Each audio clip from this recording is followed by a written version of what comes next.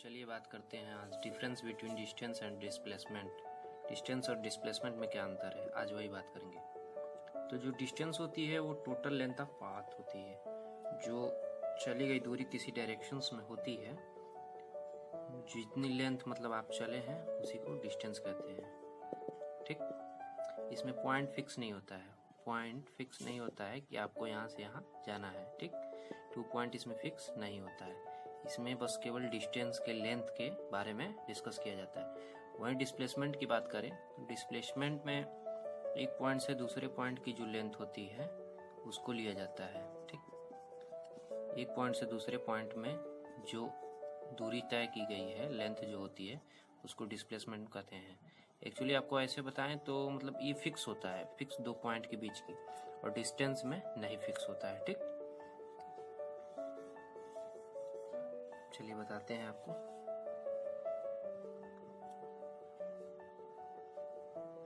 Distance जो होता है वो स्केलर क्वांटिटी होता है।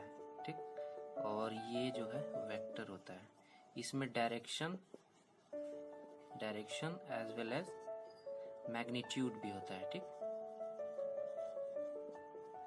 और इसमें केवल डायरेक्शन होता है।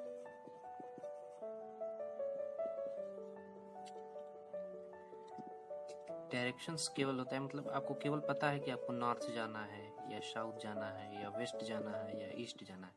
इसमें आपको पॉइंट भी फिक्स रहेगा।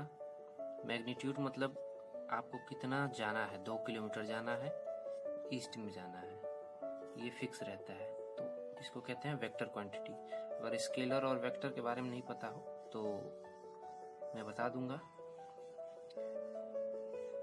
स्केलर का मतलब होता है केवल डायरेक्शन। ठीक, केवल डायरेक्शन। और वेक्टर का मतलब क्या, उसका मतलब डिफिनीशंस होता है जिसमें direction as well as magnitude भी हो। ठीक, एग्जाम्पल जैसे 2 किलोमीटर वेस्ट किसी आदमी को जाना है, और इसका एग्जाम्पल हो जाएगा केवल वेस्ट जाना है। ठीक, ये दोनों का एग्जाम्पल हो गया। और देखिए डिस्टेंस कभी नहीं जीरो होगा, जीरो नहीं होगा, नेवर जीरो। ठीक, कभी जीरो नहीं होगा। बट डिस्प्लेसमेंट जीरो भी हो सकता है, निगेटिव भी हो सकता है। ठीक है, ये जीरो नहीं होगा। जैसे आप ए से बी तक गए हो, इसमें पॉइंट फिक्स नहीं होता है, ये जीरो नहीं होगा कभी। वापस भी आते हो बी से ए तब भी जीरो नहीं होगा, क्योंकि ये डिस्टेंस आपने लेंथ जो कवर की है, मान लीजिए 3 किलोमीटर चले हैं तो आते वक्त भी 3 किलोमीटर चलेंगे। टोटल जो डिस्टेंस होगा वो आपका 6 किलोमीटर होगा। टोटल जो डिस्टेंस होगा, डिस्टेंस वो 6 किलोमीटर। ठीक, वहीं बात कर ले डिस्प्लेसमेंट की, तो अगर ए से बी तक 3 किलोमीटर है, ए से बी तक फिक्स है ये पॉइंट दोनों। फिर बी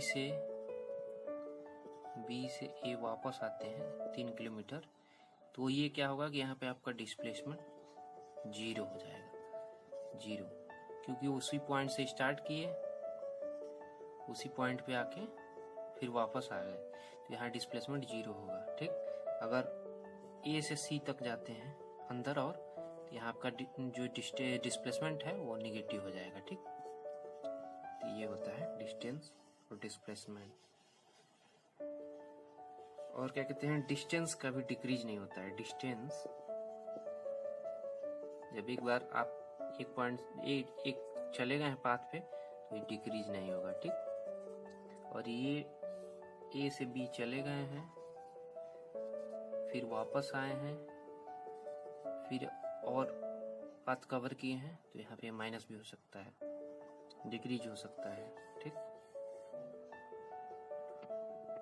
तो ये रहा आपका डिस्टेंस और डिस्प्लेसमेंट का आसान एकदम शॉर्ट ट्रिक याद करने का। ये स्केलर है,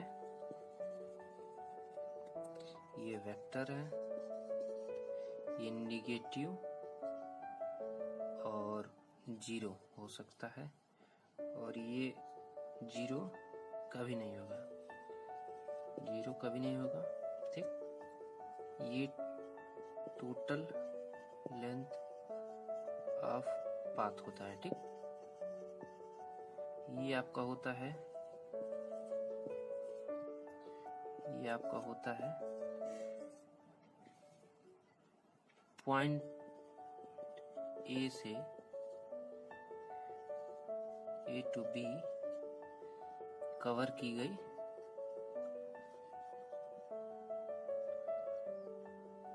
दूरी, ठीक, कवर डिस्टेंस, ठीक।